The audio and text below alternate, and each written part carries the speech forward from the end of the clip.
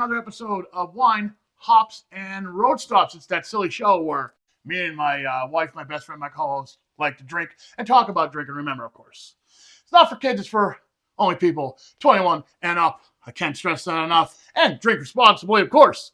So with all that out of the way, how you doing today? I'm good, dear. You look great. Spring is here. You got a flower in your hair. Everything's ready to go, right? That's right. So today we're going to talk about tequila. And we're going to talk about some weird drinks, worldwide weird drinks. And, of course, our road stop this episode is to fabulous Atlantic City. Wasn't it fun? It was amazing. We had a blast with our friends, good friends of ours. We went there for a few days of shooting. We tried some local beers. We gambled. We ate. We did some fun things. And we also sampled a Dogfish Head 120. We have that reaction coming up a little bit later in the show. Like I always say, if you want to check us out on Facebook, social media, stuff like that, it's facebook.com/wine, hops, and road stops. And Des, of course, let's talk about our YouTube page before we get started. Yes, sir. Our YouTube page has stuff that you can only find there. So if you're not subscribed yet, you're missing out. First off, let's talk about some really strange drinks and would you try it? Okay. So here we go. Would you try it, Des? Let's take a weird walk down Booze Boulevard. Here are 3 of the strangest alcoholic drinks on the planet, complete with weird ingredients and local legends. Number 1, snake wine from Vietnam and China. What it is, rice wine with whole venomous snake, sometimes even a cobra, coiled up inside it like it owns the place. It's supposed to boost virility, courage, and possibly your tolerance for drinking things with fangs. Fun fact, the venom is neutralized by the alcohol. Allegedly. Bombs up, but if your drink hisses at you, maybe reconsider. Would you drink this? No. Okay. That's how we're going to leave it? Just no. Just no. Okay. I like snakes. I wouldn't want to see that. See, I'm going to go different. Out of the 3, spoiler alert, out of the 3, I would probably drink this one. Oh, boy. I would try this one because it's a snake and who cares? And, it's a snake. I care. Okay, but the next one I'll pass and I'll tell you that right now. Next one. Baby mouse wine, found in Korea and China. What it is, newborn mice, yes, blind and hairless, are fermented in rice wine for several months. Now, the legend has it, this is an ancient cure-all for everything, from asthma to broken bones. Fun fact, it has been described as tasting like gasoline with a hint of roadkill. So bottoms up, everyone, finally. A wine that pairs perfectly with absolutely nothing. Would you try it? No. Okay. This one I would pass on, yeah. Dead baby mice, nah. No. I don't think so. Why don't they just take those baby mice and feed them to the snake and just be done with it? Okay, so you're not saying it's because it's dead baby mice, it's because dead baby mice that you're drinking. You'd rather just, throw the dead baby mice into the mouth of, feed the baby mice to the snake and then drink the snake wine. No. Then you get, no. Killing 2 birds with one stone, killing 2 mice with one stone, and no. a snake. No. All right, finally, here's one about a bird. Seagull wine from the Arctic Circle. What it is, allegedly, made by stuffing a dead seagull into a bottle of water and let it ferment in the sun. Legend has it hunters needed a quick way to get buzzed in the frozen wilderness. Fun fact, it's more of a mystical survival drink, but even the idea is enough to make your stomach file a complaint. Bottoms up! It tastes like chicken. Said no one ever. Would you drink it? No. Oh, that can't be real. Mm-mm. I don't believe it. Hey, the world is a freaky place, man. Yeah, I know. Yeah, but different strokes make the world go around. And with that said, we're going to take a really short break because when we come back, we're going on a road stop to fabulous Atlantic City, New Jersey. Don't go away. There's more Wine, Hops, and Road Stops coming up after this.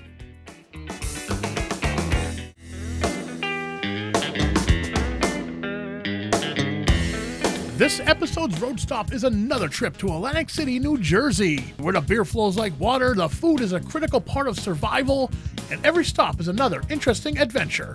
Our first stop is Chicky and Pete's at the Tropicana. A solid start with our friends, nothing too crazy, nothing too disappointing. A warm-up lap, if you will. The crab fries did their thing, the beer, which was a double IPA by Cape May Brewing Company, called Coastal Evacuation, was a solid choice. It's big at 8% ABV, lots of hop flavor, and serves up hints of citrus and melon. Next stop was Ocean Resort, chugging beers, Wahlburgers, and a Long Island iced tea debacle. Here we go. Ocean Casino. Woohoo! I don't like this. Oh, we're going up the escalator that Des hates. Once inside, we were served something that was allegedly a Long Island iced tea. Spoiler alert, it was not a Long Island iced tea. More like a sad imposter wearing a Long Island iced tea costume. Just ordered a Long Island iced tea, and it looks suspicious. Or try it, okay?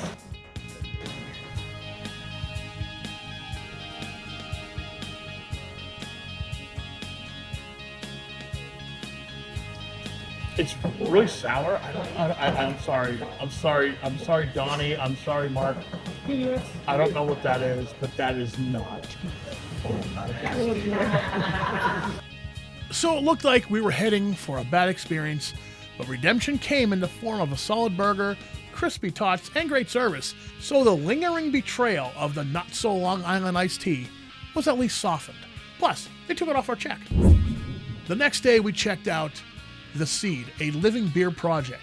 If you love craft beer and haven't been to The Seed, drop everything and go right now. This place is an absolute must visit for anyone who appreciates the artistry of brewing. Nestled away from the chaos of the casinos, The Seed is a breath of fresh air. Some may say a temple dedicated to small batch, experimental, and outrageously good beer. We sampled a fully flavored IPA, which is a citrusy, balanced IPA that lives up to its name. Full flavor? Absolutely. Simply Winter English Porter, which was a smooth, roasty, cozy in a glass kind of beer, like wearing a beer-flavored sweater on a cold night. Ghosts are all we are. A saison with mushrooms. Yes, mushrooms. And shockingly, it worked. Earthy, funky, and complex. This one was a mind bender. The atmosphere at The Seed is warm, welcoming, and refreshingly chill for an Atlantic City drinking establishment. No blaring music, no slot machines dinging and clanging, just people who love good beer, good company, and good vibes. We will definitely visit again. We just got done with a few beers. What do you think? They were delicious. Yeah, they were really good. We like to drink local when we come to different places, and this is as local as we get because they brew it right here. Fantastic beer. I had an IPA, and what did you have? I had the mushroom saison. Yeah, some kind of weird sour saison with mushrooms. Yeah, it was weird. It was weird, but it was good, It's wasn't it? Yeah. Yeah, good stuff. And we also tried a few more in English. Yeah, it was called Simply Winter, I believe. That was made with a whole bunch of like chocolatey stuff and Yeah. all kind of. That was really The good. ingredients sounded like a sundae. Almonds and chocolate and good brownies. Mm-hmm. Oh yeah, brownies in it too, and nuts and stuff, So and good. chestnuts. That was another thing that was in it. Yeah. Really good stuff. Back at the Airbnb, it was time to try out the legendary Dogfish Head 120-minute IPA. If you've never had it, imagine beer on steroids. Yes, it's boozy. Yes, it's intense. But it's a rite of passage for all IPA lovers. Okay, so like most of you people know, we are on location here in Atlantic City. We went through a couple of the casinos. We went through a couple bars. We drank a lot. We ate a lot. But we also brought along the Dogfish Head 120. We have never tried Dogfish Head 120 on the show before. No. Yep. We had this beer cellared for approximately 5 years, maybe. About that. And we were waiting for a special occasion, of course, to try it out. So, without further ado, because we have pizza coming, right here, this is Dogfish Head 120. I've had it a few times, but I don't think I've ever had it aged this long. So let's try and see. I'm already What's wrong, honey? I'm already scared. Oh. I didn't poison it. It's fine. Yeah. All right, let's try it.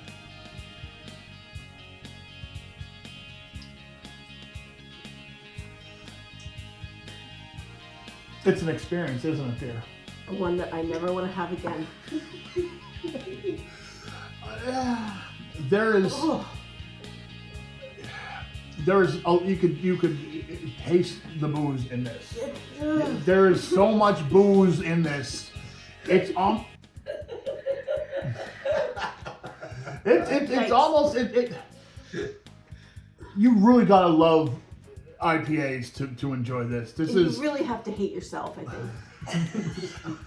We're drinking out of styrofoam cups too. That's so But it's all right. Are you done with it? Yes. Okay. You can sip it and torture yourself with that all night long. I will be sipping this. It starts off around like 18%, and I know when it ages, I was told it actually like increases in ABV to like 20, 23, I don't know, something like that. At least that's what the Dogfish Head people told me. So there it is, Dogfish Head. Let's see what my good friend Joe Summerdack says about it.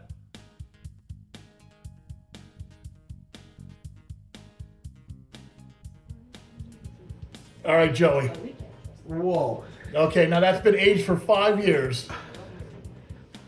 Oh, I don't even know. I can't explain it.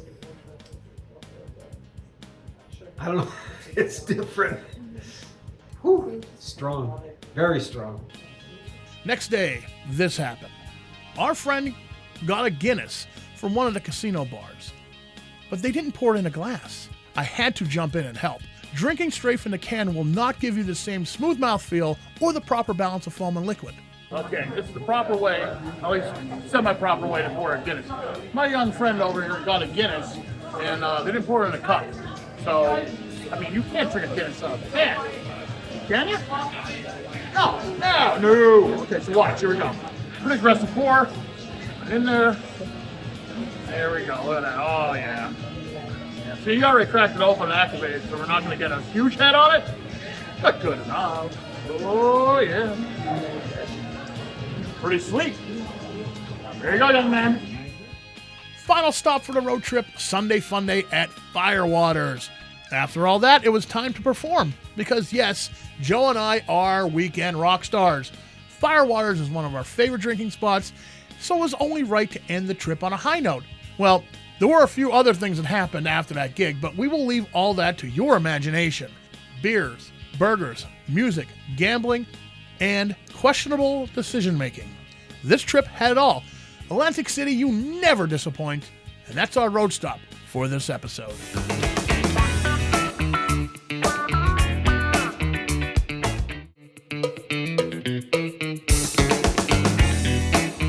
Welcome back to Wine Hops and Road Stops, that silly show where we drink all the time.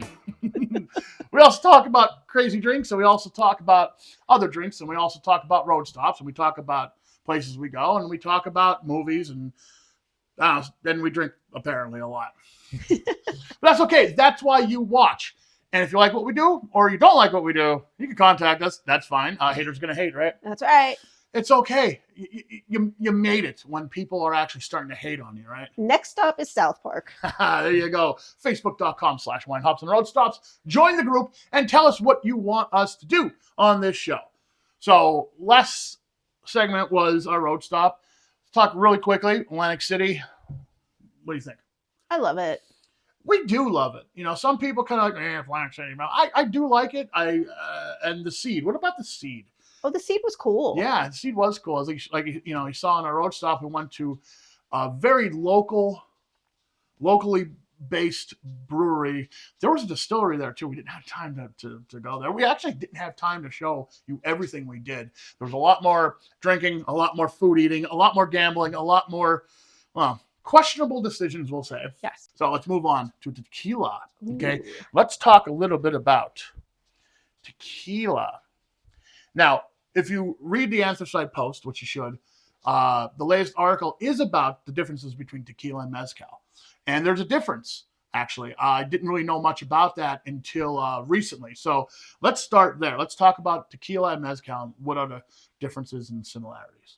The main difference between tequila and mezcal comes down to the type of agave, where they're made, and how they're produced. Tequila is made only from Blue Weber agave, while mezcal can be made from many types of agave, over 30 varieties. Production method: tequila agave is steamed in industrial ovens. Mezcal agave is roasted in underground pits, like a worship to like the fire god or something. Now that gives it a smokier flavor. The flavor profile is tequila is cleaner, more herbal, maybe even citrusy sometimes. Mezcal, smoky, earthy, often more complex and rustic. Now, here's a little fun fact. The warm thing. Neither drink needs a warm. But Mezcal gets the blame thanks to clever marketing in the mid-20th century. If you find a warm in your bottle, you didn't get a better deal. You got a snack with regret. Yeah, never eat that warm. No, never eat that warm. Now, you can't say you had Mezcal if you only had like the usual Mezcal, the one we know and not really love. Or same thing with tequila. Like back in the day, we were still 21, but still back in the day, cheap tequila, that's all I really knew.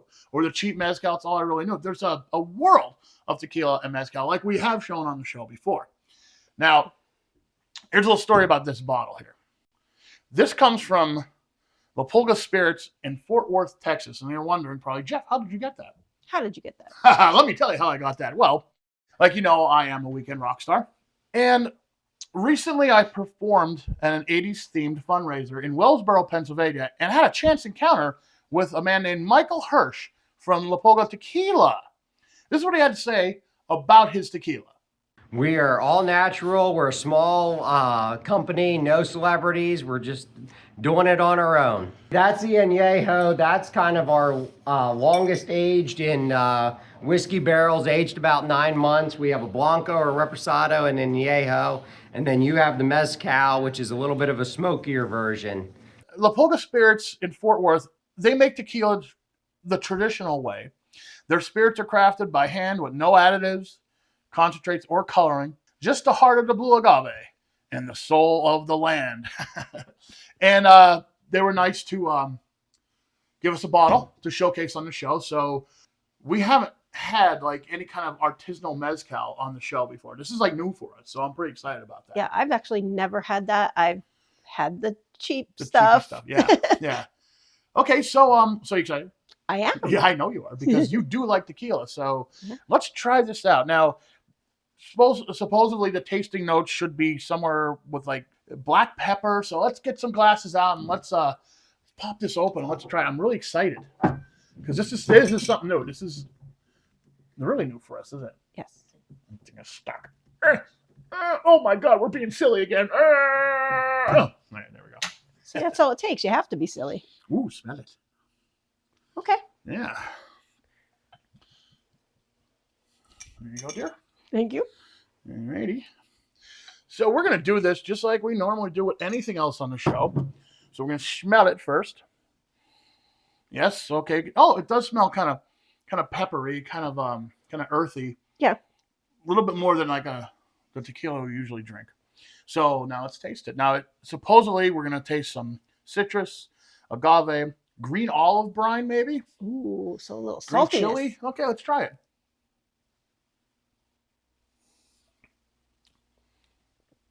I thought you drank the whole thing. That's delicious. This is a sipper. I'll say that. Yeah. But, Oh, I am getting that olive. You get it? I do. Very nice. Very nice. This is really good. Now it has a medium finish, we'll say. It's not real thick. It's not like super burny. No. That's how I'll describe it. Not super burny. No, not at all. But yeah, you're getting that little bit of chili through the whole thing. There's a little bit of smell of that chili and olive. I want to thank Michael again for just running into me at this thing I did, which was a lot of fun, by the way. And he was such a nice guy, and he's like, "Here, have a bottle, showcase it on the show." And I was like, "Okay." First thing I did was think of her. I was like, "Oh, my wife's gonna love it." Also, I was a little jealous because our friend Jeff Tomasacci got a bottle of tequila and he ran off with it. So what are you gonna do? I think we scored. We made out here. This is good. Mm. This is really good. Yeah, you could really smell the olive. Okay, I keep on talking about olive brine and stuff. All right, we need to take a break. We'll come back because we've got one more segment to go, and it's a new feature on the show. It's called Dear Des. We'll be right back with more Wine Hops and Road Stops.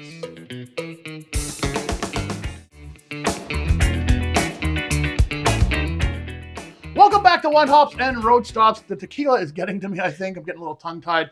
So I'm going to hand it over to my wife and co-host because we're starting a new segment.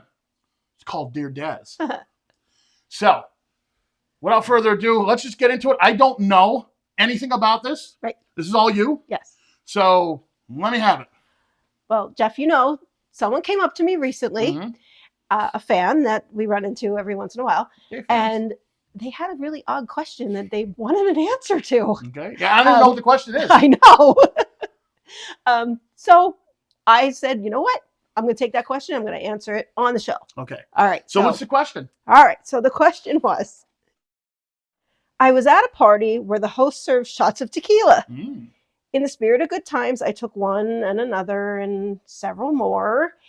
And the next morning, I found myself with a tattoo of a flamingo on my leg. Doesn't remember how it got there. Is this my mother? Because she loves flamingo. Okay. No, this was actually not your mother. So now they're worried about how do they admit that they don't remember getting this tattoo and that they were really drunk enough to get one without realizing it. I mean, tequila is going to sneak up on you. Sometimes it happens. Mm-hmm. Don't consider it a bad decision. Just, I don't know. Consider it you were channeling your inner flamingo. There you go. Cool. Yeah. Fun. Yeah. A little tipsy. There you go. That's fine. Yeah. So there you go. So there's your answer. I say the same Don't thing. sweat it. Yeah, I say the same thing. You know, it could be worse. Could be a lot worse. Could have got arrested. He could have came home with a Interstate 80 sign or something. You know, but you came home with a flamingo. Yeah, and you know, the only bad decision with tattoos is getting an ex's name or somebody's name, or you should always rethink that. Yeah. Don't get a name. Never a name. I don't care who it is, unless it's your kid. Maybe your kid. Yeah. Yeah. That's about it, though. I'd get his name on me. No. I will. Do not do that. Challenge accepted. And if you have any questions, of course, you can send it through Facebook. Easiest way. Facebook.com/Wine Hops and Road Stops is our Facebook page. Yeah. Ask us anything. Got a question, got a problem. Dear Des is going to solve it. Life's too short to drink bad mezcal, so drink mezcal with someone you love. We'll see you next time on Wine Hops and Road Stop. We're silly.